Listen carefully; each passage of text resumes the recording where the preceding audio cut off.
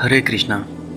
दोस्तों, आप सभी का बहुत बहुत स्वागत है एक और नए वीडियो में। और आज मैं आपके लिए लेकर आया हूँ वेंडिगो नाम के भयानक शैतान को देखे जाने की दो बिल्कुल सच्ची घटनाएं। इन घटनाओं को शेयर करने वाले लोगों ने इन्हें बिल्कुल असली घटना बताया है, पर यह पूरी तरह से आपके ऊपर है कि आप इन घटनाओं को सच मानते हैं या झूठ। एक और बात दोस्तों, कि अगर आप में से किसी को वेंडिगो के बारे में जानकारी नहीं है तो आप मेरे एक पुराने वीडियो को देख सकते हैं। उस वीडियो में मैंने वेंडिगो के बारे में डिटेल से जानकारी दे रखी है। मेरे उस पुराने वीडियो का लिंक आपको डिस्क्रिप्शन में मिल जाएगा। तो अब आते हैं अपनी आज की पहली स्टोरी पर। तो वेंडिगो से जुड़ी पहली घटना जो मैं आप लोगों को बताने जा रहा हूँ वो Tojiak235 नाम के यूज़र नेम वाले एक शख्स ने पोस्ट की थी। तो आगे मैं आपको उसी शख्स के नज़रिए से ये पूरी घटना बताऊंगा। दोस्तों, आज मैं आप लोगों को मेरे साथ हुई एक ऐसी भयानक घटना बताऊंगा जिसमें मेरा सामना वेंडिगो नाम के एक शैतान से हो गया था। मैं अमेरिका के मिजूरी राज्य का रहने वाला हूं और ये घटना भी मेरे साथ मिजूरी के ओजार्क नाम के पहाड़ पर ही हुई थी। दरअसल मुझे कैंपिंग करना बहुत पसंद है, लेकिन मेरे दोस्तों को कैंपिंग में ज़्यादा इंटरेस्ट नहीं है, इसलिए मैं अक्सर अकेले ही कैंपिंग करने निकल जाता था। मिजूरी राज्य का ओजार्क पहाड़ी इलाका मेरे घर से सिर्फ 35 किलोमीटर की दूरी पर है, इसलिए मैं ज़्यादातर वहीं पर कैंपिंग करने जाता था। ओजार्क का पहाड़ी इलाका बहुत ही सुंदर है, साथ ही वहाँ पर घने जंगल, नदियाँ और झीलें वगैरह भी हैं। प्रकृति के इन्हीं नज़ारों को देखने में अक्सर ही उन पहाड़ों पर कैंपिंग करने जाता रहता था। खैर, अब मैं आपको वो भयानक घटना बताता हूँ जो मेरे साथ ओजार्क के पहाड़ों में घटी थी। ये बात आज से 5 साल पहले की है। तब हमेशा की तरह एक बार मैं कैंपिंग करने ओजार्क के पहाड़ी इलाके में गया हुआ था। मैं अपनी कार में कैंपिंग का सारा सामान लेकर शाम को 5 बजे ही ओजार्क के पहाड़ी इलाके में पहुंच गया था। एक और बात दोस्तों, कि जब भी मैं कैंपिंग करने जाता था तब मैं अपने साथ एक गन जरूर ले जाता था, क्योंकि जंगल में कई तरह के खतरनाक जानवर भी रहते हैं। इसलिए ऐसे हालात में मेरा अकेले रहना मेरे लिए बहुत घातक हो सकता है, इसलिए मुझे अपनी सुरक्षा का ध्यान भी रखना पड़ता था। तो उस रोज़ मैं शाम को 5 बजे ओजार्क के जंगल पहुंच गया था। फिर जंगल में थोड़ा अंदर जाकर मैंने कैंप लगाने के लिए एक सही जगह भी ढूंढ ली। टेंट लगाने और आग जलाने के लिए लकड़ियां जमा करने में मुझे थोड़ा टाइम लग गया था। फिर रात होते ही मैंने जंगल में अंधेरा होने पर कैंप फायर जला ली। इसके बाद रात का खाना खाकर मैं अपने टेंट में सोने चला गया और यहीं से मेरे साथ अजीब घटनाएं शुरू हो गईं। दरअसल जब मैं टेंट में सो रहा था तभी अचानक न जाने किस वजह से मेरी नींद खुल गई। जब मैंने अपने मोबाइल में टाइम देखा तो उस समय रात के 11 बज रहे थे। फिर नींद खुलते ही मैंने गौर किया कि मेरे टेंट के आसपास किसी के चलने की आवाज़ आ रही है। उस आवाज़ को सुनकर मैं घबरा गया था। फिर तभी मैंने ये भी ध्यान दिया कि उस समय जंगल बिल्कुल शांत हो गया था। मतलब उस समय कीड़े मकोड़ों की भी आवाज़ें नहीं आ रही थीं। वो सन्नाटा बहुत ही डरा देने वाला था। मैंने जंगल में काफ़ी समय बिताया है, इसलिए मैं जानता था कि जंगल में इस तरह का सन्नाटा तभी होता है जब कोई खतरनाक शिकारी जानवर आपके आसपास मौजूद हो। उस समय मुझे यही लगा कि शायद कोई माउंटेन लायन यानी कि पहाड़ी शेर मेरे टेंट के पास आ गया है। वैसे मेरे पास गन थी, इसलिए मुझे इस बात से ज़्यादा डर नहीं लग रहा था, लेकिन मैं यही सोच रहा था कि वो माउंटेन लायन मेरे टेंट से दूर चला जाए, क्योंकि मैं बिना वजह किसी जानवर को गोली नहीं मारना चाहता था। लेकिन एक बात ये भी तय थी कि अगर वो माउंटेन लायन मुझ पर हमला करता तो मैं पक्का उसकी जान ले लेता। खैर, फिर मैं आधे घंटे तक अपने टेंट में ऐसे ही बैठा रहा। अब मेरे टेंट के पास से किसी के चलने की आवाज़ आना भी बंद हो चुकी थी। मैंने सोचा कि शायद वो माउंटेन लायन यहाँ से चला गया है, लेकिन जंगल में अभी भी सन्नाटा फैला हुआ था।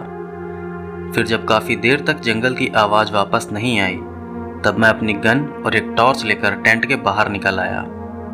मैं बहुत ही सावधानी से अपने टेंट के बाहर आया था।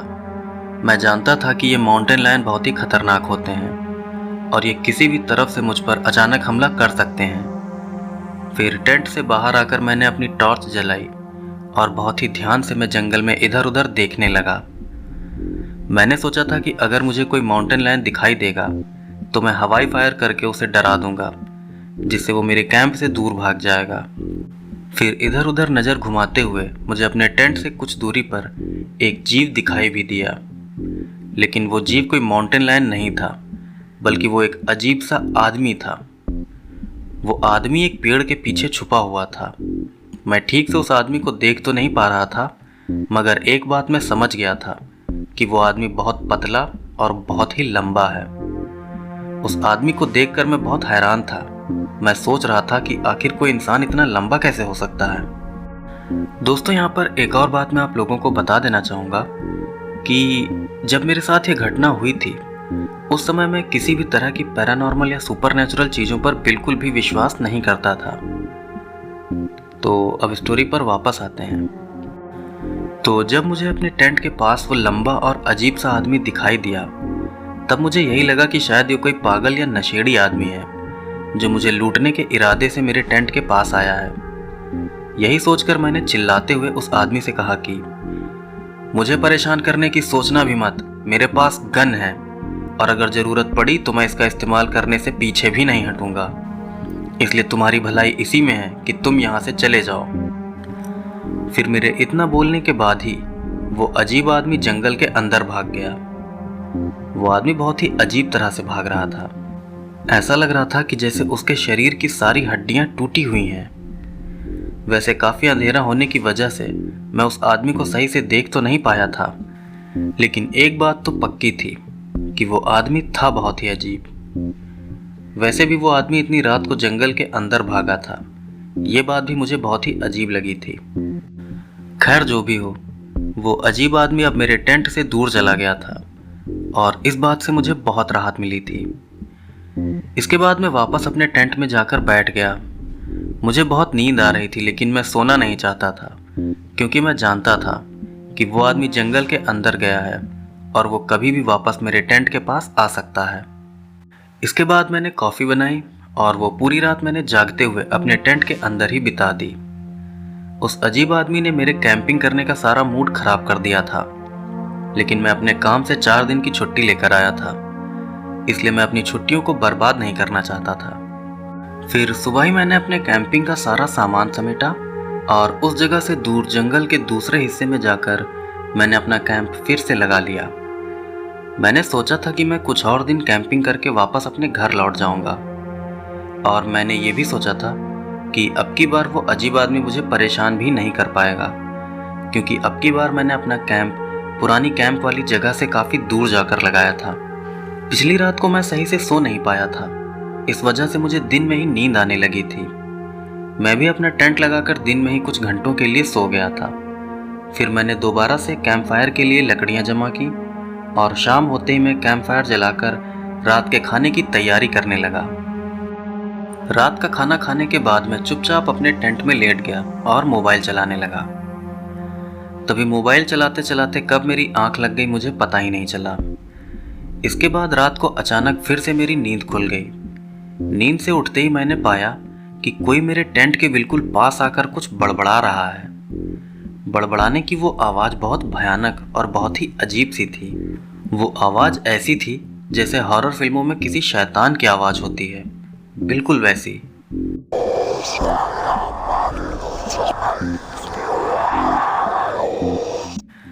उस भयानक आवाज़ को सुनकर मेरे शरीर के सारे रोए खड़े हो गए थे। मैं जानता था कि मेरे थोड़ा हिलने की आवाज़ से भी बाहर खड़े उस शैतान या अजीब जीव को ये पता चल जाएगा कि मैं नींद से जाग गया हूँ। और ऐसा हुआ भी, क्योंकि जैसे ही मैंने करवट बदली वैसे ही टेंट के बाहर से आ रही बड़बड़ाने की वो आवाज़ बंद हो गई। अब मेरे टेंट के बाहर खड़े उस जीव को ये पता चल चुका था कि मैं जाग गया हूँ। उस समय मुझे बहुत दहशत सी हो रही थी। मैं नहीं जानता था कि मेरे टेंट के बाहर कोई जानवर है या कोई पागल इंसान, लेकिन बात चाहे जो भी हो, मुझे अपनी सेफ्टी का ध्यान तो रखना ही था। इसलिए मैंने तुरंत ही अपनी गन निकाल ली। मेरे पास ग्लॉक 17 9mm पिस्टल थी, जो कि बहुत ही खतरनाक गन होती है। फिर मैं गन अपने हाथ में लेकर अपने बाईं तरफ टेंट की दीवार को देखने लगा, क्योंकि बड़बड़ाने की वो आवाज़ उसी तरफ से आ रही थी। लेकिन मेरे थोड़ा हिलते डुलते ही बाहर से आ रही वो आवाज़ भी बंद हो गई थी। अब जंगल में बिल्कुल सन्नाटा फैला हुआ था। वो सन्नाटा बहुत ही भयानक था और मुझे इस बात का कोई अंदाज़ा भी नहीं था कि आगे क्या होने वाला है। फिर मैं आधे घंटे तक बिना हिले डुले अपने टेंट के अंदर ही लेटा रहा। मुझे भी अपने टेंट के बाहर से किसी के कदमों की कोई आवाज़ सुनाई नहीं दी थी, इसलिए मैं जानता था कि जो कोई भी मेरे टेंट के बाहर था वो अभी भी वहीं है। फिर आधे घंटे बाद मुझे अपने टेंट के बाहर से किसी के भारी कदमों की आवाज़ आने लगी। कदमों की वो आवाज़ मेरे टेंट के उस हिस्से की तरफ आ रही थी जिस तरफ से टेंट के अंदर आया जाता है। मैं समझ गया था कि बाहर जो कोई भी है अब वो मेरे टेंट के अंदर आना चाहता है। मैं भी अपनी गन लेकर बिल्कुल तैयार बैठा था। तभी धीरे धीरे मेरे टेंट के दरवाजे की चेन खुलने लगी और फिर अचानक से एक भयानक जीव ने अपना सर मेरे टेंट के अंदर डाल दिया। वो जीव बहुत ही भयानक था। ना तो वो कोई जानवर था और ना ही इंसान, वो कोई और ही भयानक चीज था। उस जीव के सर पर 2 सींगें निकली हुई थी, लेकिन उसका चेहरा किसी इंसान जैसा था। उस जीव की आंखें बिल्कुल काली थी। ऐसा लग रहा था कि जैसे उसकी आंखें आंखें नहीं बल्कि 2 गहरे काले गड्ढे हों। फिर टेंट के अंदर सर डालते उस जीव ने जोर की चीख मारते हुए अपना मुंह फैला दिया। उस जीव का मुंह बहुत बड़ा था और साथ ही उसका मुंह बड़े और नुकीले दांतों से भरा हुआ था। वो जीव या वो शैतान बहुत ही भयानक था। उस शैतान को देखकर मैं खौफ से बिल्कुल दहल गया था। मैं जानता था कि ये शैतान मुझे जान से मार डालेगा, इसीलिए मैंने फौरन ही अपनी गन से उस शैतान के मुंह में गोलियां दागनी शुरू कर दी। गोलियां लगते ही वो शैतान बहुत जोर से चीखता हुआ टेंट से बाहर निकल गया। मैं भी हिम्मत करके उस जीव के पीछे पीछे टेंट के बाहर निकल आया।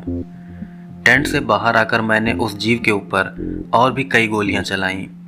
फिर वो जीव भागता हुआ जंगल के अंदर चला गया। अब मैं अपनी गन हाथ में लिए अकेला उस अंधेरे जंगल में खड़ा था। मैं सोच रहा था कि अभी जिससे मेरा आमना सामना हुआ आखिर वो चीज क्या थी। मैंने वो पूरी रात जागते हुए बिताई। फिर सुबह होते ही मैंने अपना टेंट और कैंपिंग का सारा सामान इकट्ठा किया और वापस अपने घर चला गया। इस घटना के बाद मैंने इंटरनेट पर जंगल में पाए जाने वाले कई तरह के अजीब जीवों पर थोड़ी रिसर्च की और तब मुझे पता चला कि जिस भयानक जीव से मेरा आमना सामना हुआ था उसका हुलिया जंगल में पाए जाने वाले एक बहुत ही खतरनाक शैतानी जीव वेंडिगो से मिलता जुलता है। इस हादसे के बाद से मैं पैरानॉर्मल और सुपरनैचुरल चीज़ों पर विश्वास करने लगा और साथ ही मैंने कैंपिंग करना भी बिल्कुल बंद कर दिया। तो दोस्तों, ये थी वेंडिगो को देखे जाने की पहली घटना और अब मैं आपको वेंडिगो की ही एक और रियल हॉरर स्टोरी सुनाता हूँ। वेंडिगो की जो घटना मैं अब आपको सुनाने जा रहा हूँ वो लिंकन नाम के एक शख्स के साथ उसके ट्री हाउस में हुई थी। सबसे पहले तो मैं आपको ट्री हाउस के बारे में बता देना चाहूँगा।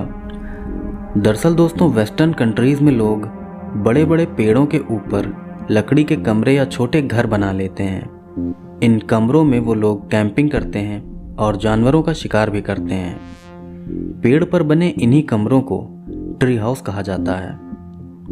तो ये घटना लिंकन नाम के शख्स ने बताई थी, इसलिए आगे मैं आपको लिंकन के नज़रिए से ही ये पूरी घटना बताऊंगा।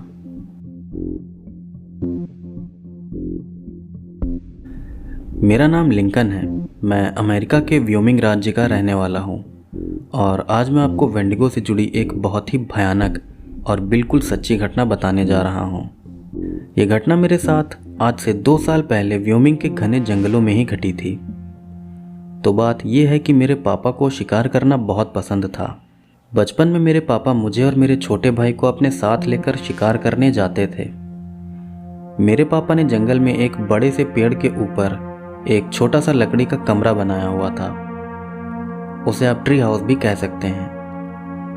पापा हमेशा उस ट्री हाउस में रुककर हिरणों और गिलहरियों का शिकार किया करते थे।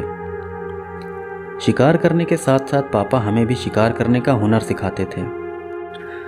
ट्री हाउस तक पहुंचने के लिए हमको एक सीढ़ी लगानी पड़ती थी और पापा हमेशा हमको ये समझाते रहते थे कि जब भी तुम ट्री हाउस पर चढ़ जाओ तब तुम नीचे लगी सीढ़ी को ऊपर खींच लो, नहीं तो कोई अनजान इंसान या जानवर उस सीढ़ी के जरिए ट्री हाउस पर आ सकता है। पापा की सभी बातें हम दोनों भाई बहुत ध्यान से सुनते और फॉलो करते थे।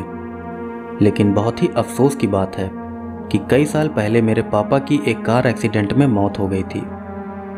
पापा की मौत के बाद मेरा पूरा परिवार बहुत ज़्यादा दुखी हो गया था, लेकिन तब भी ज़िंदगी धीरे धीरे आगे बढ़ती रही। फिर जब मैं और मेरा भाई बड़े हुए तब हम दोनों भी उसी ट्री हाउस पर हिरणों का शिकार करने जाने लगे, जहाँ पर हमारे पापा हमें साथ लेकर शिकार करने जाते थे। तो इसी तरह आज से 2 साल पहले एक बार मैं अपने छोटे भाई के साथ जंगल में उसी ट्री हाउस पर हिरणों का शिकार करने गया था, जहाँ पर मेरे पापा बचपन में हम दोनों भाइयों के साथ शिकार करने जाते थे। हम दोनों भाई अपनी अपनी राइफल लेकर गए थे। हम दोपहर को ही ट्री हाउस पर पहुंचकर शिकार के लिए तैयार हो गए थे, लेकिन पूरी दोपहर बीत जाने के बाद भी हमें कोई भी हिरन दिखाई नहीं दिया था। फिर धीरे धीरे शाम होने लगी और अंधेरा होना भी शुरू हो गया। तब तक मैं भी उस ट्री हाउस में ही रात का खाना बनाने की तैयारी करने लगा। पेड़ पर बने उस ट्री हाउस में खाना बनाने की और सोने के लिए काफ़ी जगह थी, इसलिए हम दोनों भाइयों ने सोचा था कि हम रात का खाना खाकर उस ट्री हाउस में ही सो जाएंगे। फिर रात के 8 बजे ही मैं ट्री हाउस के अंदर खाना बनाने लगा और मेरा छोटा भाई उस समय भी शिकार के लिए अपनी राइफल से निशाना लगाकर बैठा रहा। दरअसल हम दोनों भाइयों की राइफल में नाइट विजन स्कोप लगा हुआ है, इसलिए रात के अंधेरे में भी हम बहुत आसानी से शिकार कर सकते हैं। मेरा भाई अपनी राइफल से निशाना लगाकर किसी हिरन के दिखने का इंतजार कर रहा था कि तभी उसको जंगल में हमारे ट्री हाउस से कुछ दूर एक बहुत ही अजीब जीव दिखाई दिया। उस जीव को देखकर मेरे भाई ने मुझे आवाज़ लगाई। अपने भाई की आवाज़ सुनकर मैं भी अपने भाई के पास चला गया। फिर जब मैं अपने भाई के पास गया तब बहुत घबराते हुए उसने मुझसे कहा कि भाई जरा उस जीव को तो देखो, आखिर ये है क्या।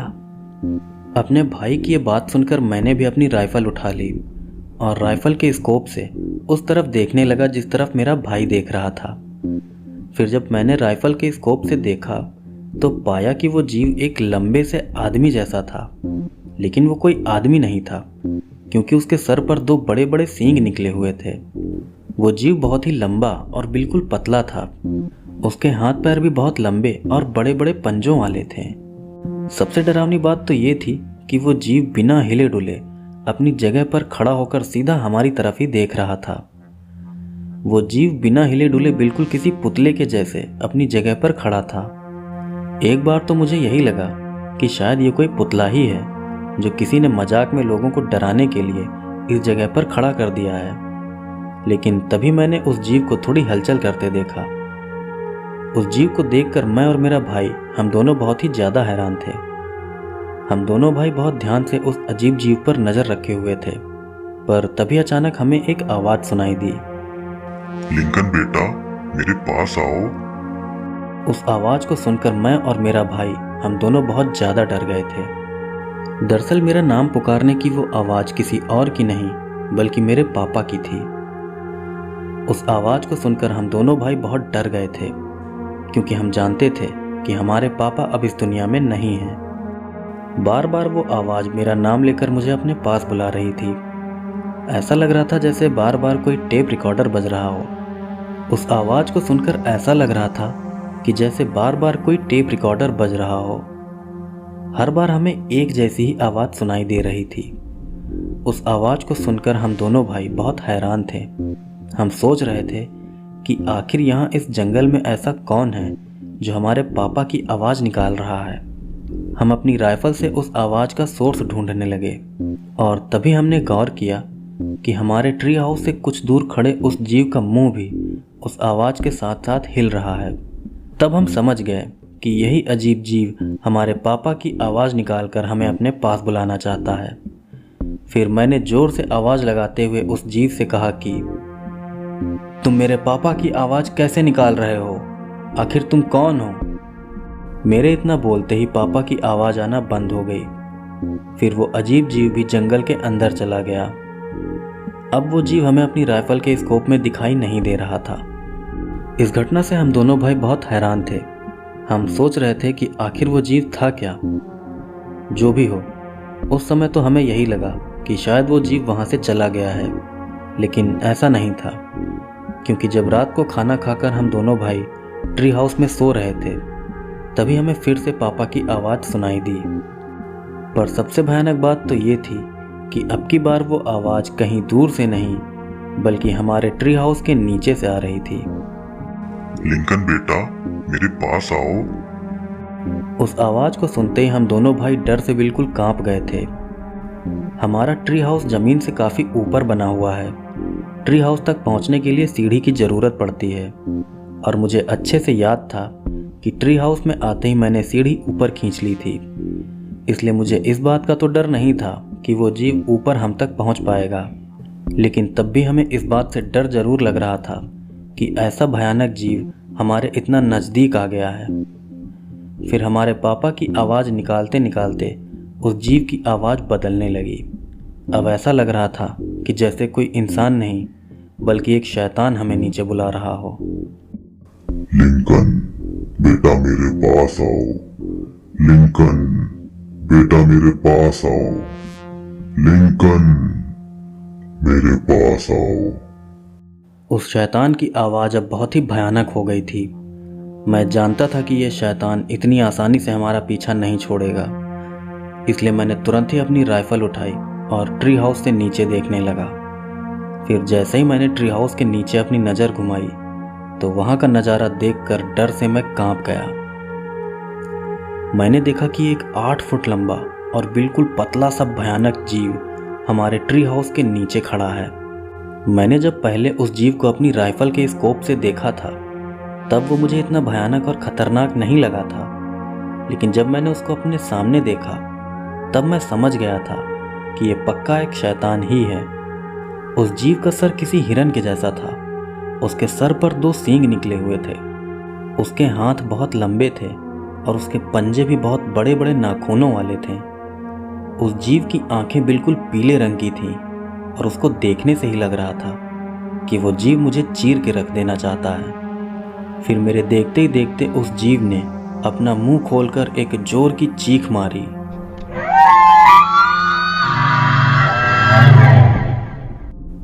उसकी वो चीख बहुत ही भयानक थी। उस जीव के दांत भी बड़ी बड़ी सुइयों के जैसे थे और उसका मुंह उन नुकीले दांतों से बिल्कुल भरा हुआ था। अब तक मैं समझ चुका था कि अगर मुझे अपनी और अपने भाई की जान बचानी है, तो मुझे इस शैतान पर गोलियां चलानी ही होंगी। फिर मैंने उस शैतान पर कई राउंड गोलियां चला दी।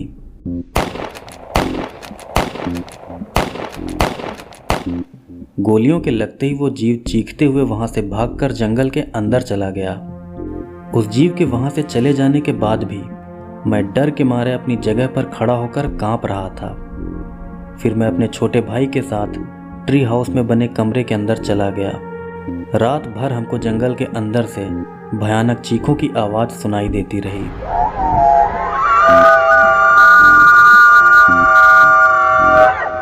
वो पूरी रात हम दोनों भाई सो नहीं पाए। फिर अगले दिन सुबह होते ही हम लोग वापस अपने घर लौट गए। इस घटना के बारे में जब मैंने अपने एक दोस्त को बताया, तब उसने मुझसे कहा कि तुम्हारा सामना एक वेंडिगो से हुआ था। वो तो तुम्हारी किस्मत अच्छी थी जो तुम जिंदा बच गए, नहीं तो वेंडिगो के चंगुल से बच पाना बहुत मुश्किल होता है। अपने दोस्त की बात सुनकर मैं बिल्कुल दंग रह गया था, क्योंकि वेंडिगो नाम के इस जीव के बारे में मुझे कोई भी जानकारी नहीं थी। खैर, फिर इस घटना के बाद से ही मैंने और मेरे भाई ने उस ट्री हाउस में जाकर शिकार करना बंद कर दिया। तो दोस्तों, आज का वीडियो यहीं पर ख़त्म होता है। अगर वीडियो आपको पसंद आया हो तो प्लीज़ वीडियो को लाइक करिएगा। अगर आप मेरे चैनल पर नए हैं तो चैनल को सब्सक्राइब करिएगा और बेल नोटिफिकेशन को ऑल पर सेट कर दीजिएगा, ताकि आपको मेरे हर नए वीडियो की नोटिफिकेशन मिल जाए। साथ ही दोस्तों, कमेंट करके ज़रूर बताइएगा कि ये वीडियो आपको कैसा लगा, और कमेंट में आप ये भी बताइएगा कि अगली बार मैं किस टॉपिक पर वीडियो बनाऊँ। तो आज के लिए इतना ही। मिलते हैं आपसे अगले वीडियो में। तब तक के लिए जय श्री कृष्ण।